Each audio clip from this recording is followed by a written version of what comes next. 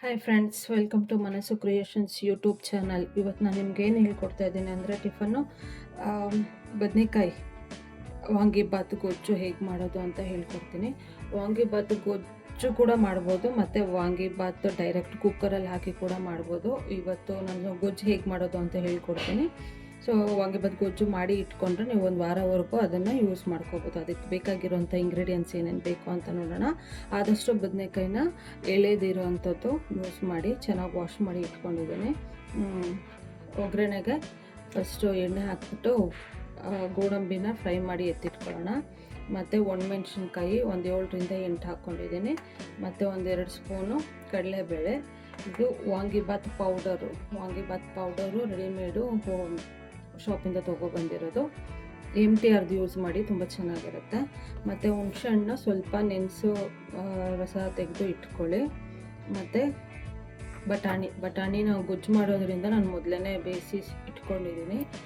ನೀವು ಡೈರೆಕ್ಟಾಗಿ ಕುಕ್ಕರಲ್ಲಿ ಮಾಡ್ತೀರಾ ಬಾತ್ ಥರ ಅಂತಂದರೆ ಬೇಯಿಸಿದಿರ ಡೈರೆಕ್ಟಾಗಿ ಬಟಾಣಿನ ಹಾಕ್ಕೋಬೋದು.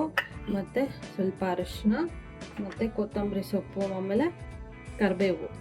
ಅದಕ್ಕೂ ಮುಂಚೆ ಈ ಪಲಾವ್ ಸಾಮಾನೆಲ್ಲ, ಪಲಾವ್ಗೆ ಏನೇನು ಹಾಕ್ತೀವಲ್ಲ, ಸೊ ಪಲಾವ್ ಐಟಮ್ಸ್ ಎಲ್ಲ ಮರಾಠಿ ಮೊಗ್ಗು ಮತ್ತು ಪಲಾವ್ ಎಲೆ, ಚಕ್ಕೆ ಲವಂಗ ಇದೆಲ್ಲನೂ ತೊಗೋಬೇಕು. ಬನ್ನಿ ಈಗ ಇದು ಹೇಗೆ ಕಟ್ ಮಾಡೋದು ಅಂತ ಹೇಳ್ತೀನಿ. ವಾಂಗಿಬಾತ್ಗೆ ನೋಡಿ ಹೇಗೆ ಕಟ್ ಮಾಡೋದು ಅಂದರೆ, ಇದು ನೀವು ಸಣ್ಣಗೆ ಬೇಕಾದರೂ ಕಟ್ ಮಾಡ್ಕೋಬೋದು, ಮತ್ತು ಸ್ವಲ್ಪ ದೊಡ್ಡದಾಗಿ ಬೇಕಾದರೂ ಕಟ್ ಮಾಡ್ಕೋಬೋದು.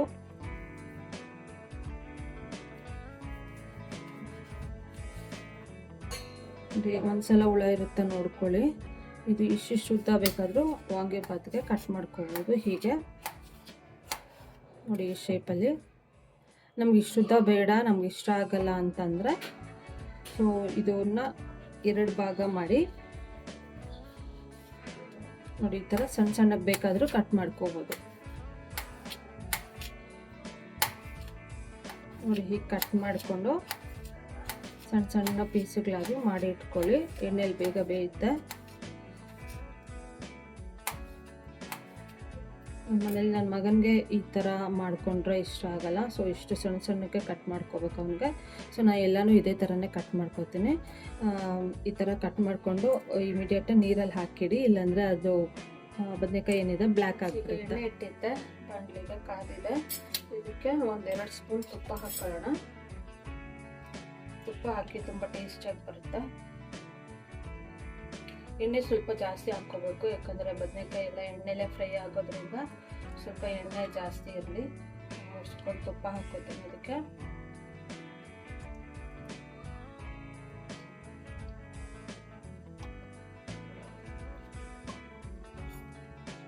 ತುಪ್ಪ ಹಾಕಿದ್ಮೇಲೆ ಫಸ್ಟು ಗೋಡಂಬಿನ ಹುರಿದು ಎತ್ತಿಟ್ಕೊಬಿಡೋಣ.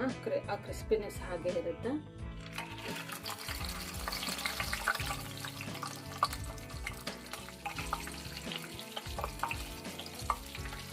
ಸ್ವಲ್ಪ ಗೋಲ್ಡನ್ ಬ್ರೌನ್ ಬರೋವರೆಗೂ ಹುರ್ಕೊಳ್ಳಿ. ಗೋಡಂಬಿ ಸ್ವಲ್ಪ ಜಾಸ್ತಿನೇ ಹಾಕ್ಕೊಳ್ಳಿ, ವಾಂಗಿಬಾತ್ಗೆ ತುಂಬ ಚೆನ್ನಾಗಿರುತ್ತೆ.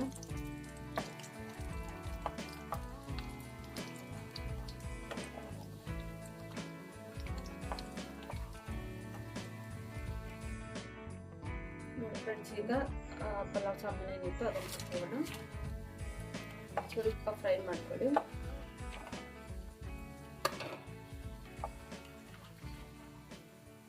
ಈಗ ಕಡಲೆಬೇಳೆ ಹಾಕಿ,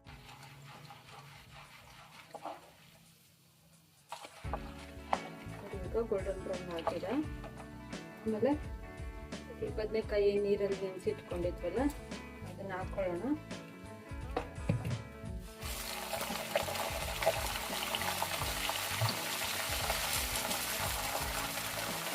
ನೀರೆಲ್ಲ ಚೆನ್ನಾಗಿ ಇಂಟ್ಬಿಟ್ಟು ಆಮೇಲೆ ಹಾಕ್ಕೊಳ್ಳುತ್ತೆ.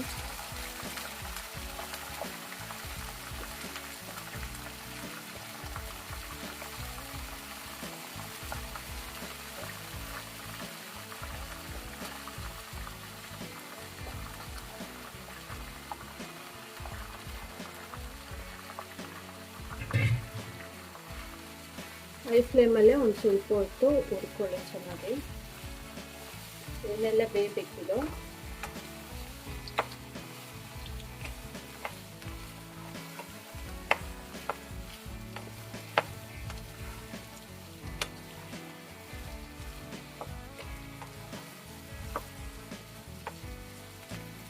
ಸ್ವಲ್ಪ ಹೊತ್ತು ಹಾಕೇನೆ ಲೋ ಫ್ಲೇಮಲ್ಲಿ ಮುಚ್ಚಿ ಇಟ್ಬಿಡಿ.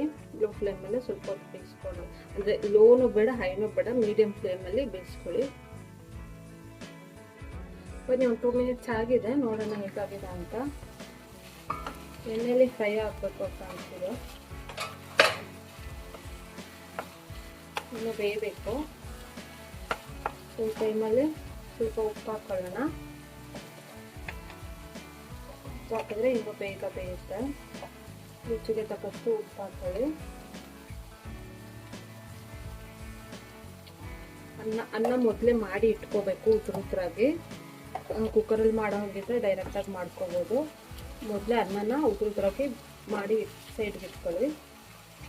ಉಪ್ಪು ಹಾಕಿದ್ಮೇಲೆ ಈ ಟೈಮಲ್ಲಿ ರೆಡ್ ಚಿಲ್ಲಿ, ಒಣಗಿದ ಮೆಣಸಿನ್ಕಾಯಿ ಹಾಕ್ತೀನಿ ನಾನು ಮೊದಲೇ ಹಾಕ್ಬಿಟ್ರೆ ಇದು ಚೀದ್ಬಿಡುತ್ತೆ ಅಂತ, ಅದಕ್ಕೋಸ್ಕರ ನಾನು ಈ ಟೈಮೆಲ್ಲ ಹಾಕ್ಕೊತೀನಿ. ನೀವು ಬೇಕಾದ್ರೆ ಒಗ್ಗರಣೆ ಮಾಡೋವಾಗ ಕೂಡ ಹಾಕ್ಕೋಬೋದು. ಅದನ್ನು ಕಡಲೆಬೇಳೆ ಹಾಕಿದ್ಮೇಲೆ ಹಾಕ್ಕೋಬೋದು.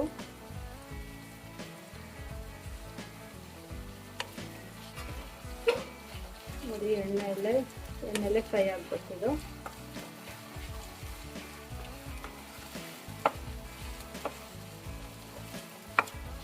ಈ ಟೈಮಲ್ಲಿ ಸ್ವಲ್ಪ ಅರಿಶಿನ ಹಾಕೊಳ್ಳೋಣ. ಅರಿಶಿನ 1 ಸ್ಪೂನು.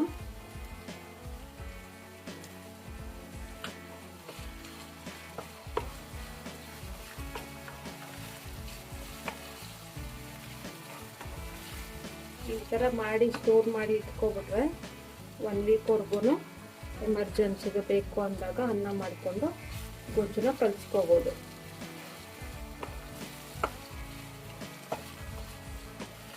ಸಾಫ್ಟ್ ಇನ್ನು ಬೇಯಬೇಕು ಬದನೆಕಾಯಿ. ಈಗ ಲೋ ಫ್ಲೇಮಲ್ಲಿ ಇಟ್ಕೊಂಡು ಇನ್ನೊಂದು 2 ಮಿನಿಟ್ಸ್ ಹಾಗೆ ಸ್ವಲ್ಪ ಹಾಗೆ ಬೇಯಿಸ್ಕೊಳ್ಳಿ. ಫ್ರೆಂಡ್ಸ್, ಬೇಯ್ತಾ ಇದೆ. ಹಾಗಾಗಿ ಈ ಥರ ಕೈ ಆಡಿಸ್ತಾ ಇದೆ. ಕರಿಬೇವು ಹಾಕ್ಕೊಳ್ಳಿ, ಅದು ವಿಡಿಯೋ ಸ್ಕಿಪ್ ಆಗಿತ್ತು.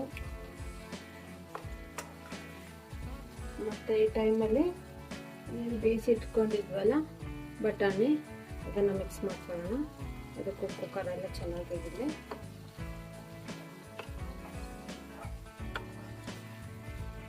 ಬಾತ್ ಐಟಮ್ಸ್ಗೆ ಬಟಾಣಿ ತುಂಬ ಇಂಪಾರ್ಟೆಂಟು ಫ್ರೆಂಡ್ಸ್. ತುಂಬ ಟೇಸ್ಟಿಯಾಗಿ ಬರುತ್ತೆ. ಹಸಿ ಬಟಾಣಿ ಹಾಕಿದ್ರೆ ಚೆನ್ನಾಗಿರುತ್ತೆ. ಹಸಿ ಬಟಾಣಿ ಇಲ್ಲ ಅಂದರೆ ನೀವು ಒಣಗಿದ ಬಟಾಣಿ ಇರುತ್ತಲ್ಲ, ಅದನ್ನು ನೆನೆಸಿ ಹಾಕ್ಕೋಬೋದು. ಬಟ್ ಅದಷ್ಟು ಟೇಸ್ಟ್ ಸಿಗಲ್ಲ ಬಾತ್ ಐಟಮ್ಸ್ಗೆ. ಆದಷ್ಟು ಹಸಿ ಬಟಾಣಿ ಯೂಸ್ ಮಾಡೋಕ್ಕೆ ಟ್ರೈ ಮಾಡಿ.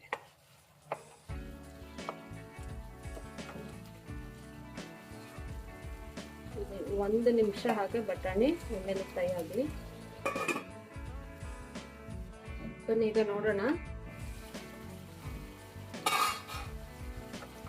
ನೋಡಿ, ಒಳ್ಳೆ ಅದಕ್ಕೆ ಬೆಂದಿದೆ.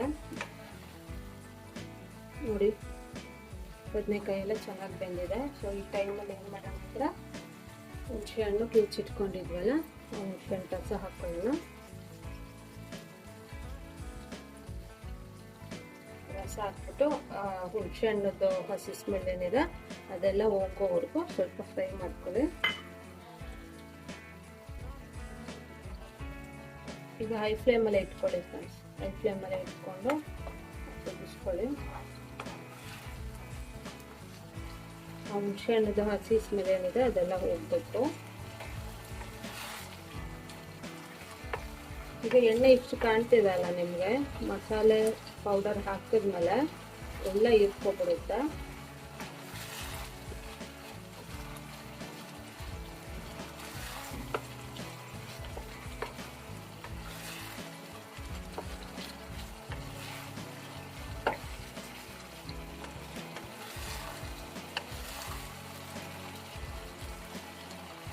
ಈಗ ಮಸಾಲೆ ಪೌಡರ್ ಇದೆ, ಯಾರ್ದು ವಾಂಗಿಬಾತ್ ಪೌಡರ್ನ ಮನೇಲಿ ಕೂಡ ಮಾಡ್ಕೋಬೋದು. ಈ ಮಸಾಲೆ ಅದು ಹಾಕೋವಾಗ ಸ್ಟವ್ ಸಿಮ್ಮಲ್ಲಿ ಇಟ್ಕೊಳ್ಳಿ. ಸಿಮ್ಮಲ್ಲಿ ಇಟ್ಕೊಂಡು ಈ ಹಸಿ ಸ್ಮೆಲ್ ಹೋಗೋವರೆಗೂ ಸ್ವಲ್ಪ ಫ್ರೈ ಮಾಡ್ಕೋಬೇಕು.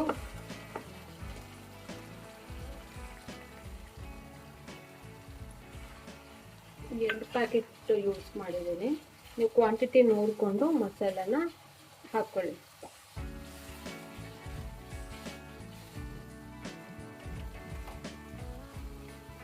ಸಿಮ್ಮಲ್ಲೇ ಇಟ್ಕೊಂಡು ಸ್ವಲ್ಪ ಫ್ರೈ ಮಾಡ್ಕೊಳ್ಳಿ ಇದನ್ನು. ನೋಡಿ ಎಣ್ಣೆ ಎಲ್ಲ ಇಟ್ಕೊಬಿಟ್ಟಿದೆ, ಮಸಾಲೆ ಹಾಕಿದ ತಕ್ಷಣ ಎಣ್ಣೆ ಎಲ್ಲ ಇಟ್ಕೊಬಿಡುತ್ತೆ.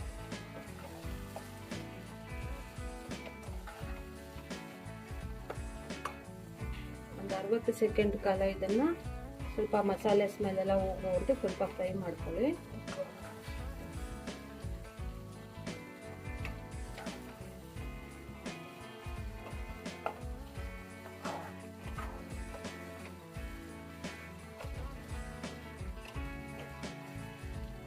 ಈ ಟೈಮಲ್ಲಿ ಇದಕ್ಕೆ ಕೊತ್ತಂಬರಿ ಸೊಪ್ಪು, ಲಾಸ್ಟಲ್ಲಿ ಕೊತ್ತಂಬರಿ ಸೊಪ್ಪು ಹಾಕೊಳ್ಳೋಣ.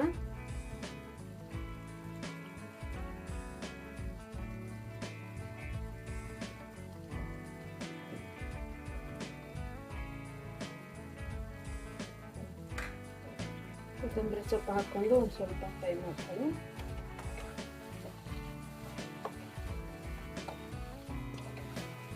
ನೋಡಿ ಎಣ್ಣೆ ಎಲ್ಲ ಚೆನ್ನಾಗಿ ಹಿಡ್ಕೊಬಿಟ್ಟಿದೆ ಮಸಾಲೆ.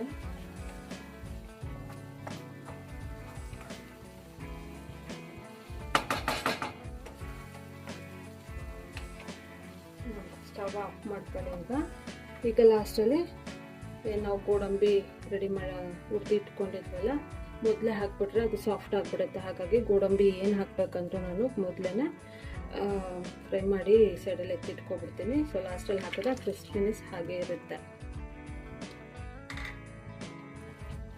ಒಂದ್ಸಲ ಮಿಕ್ಸ್ ಮಾಡ್ಕೊಳ್ಳಿ.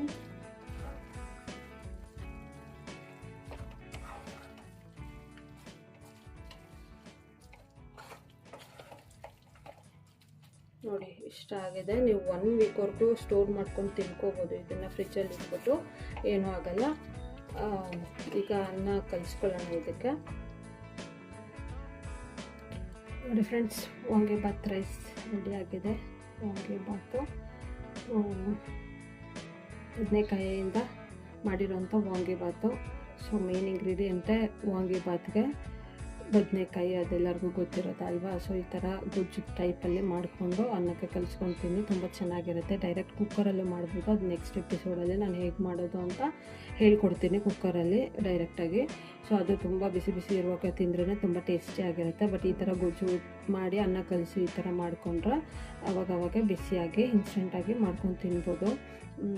ಟಿಫನ್ ಬಾಕ್ಸ್ಗೆ, ಲಂಚ್ಗೆ ಎಲ್ಲ ತುಂಬ ಚೆನ್ನಾಗಿರುತ್ತೆ. ಬೇಗನೂ ಆಗುತ್ತೆ.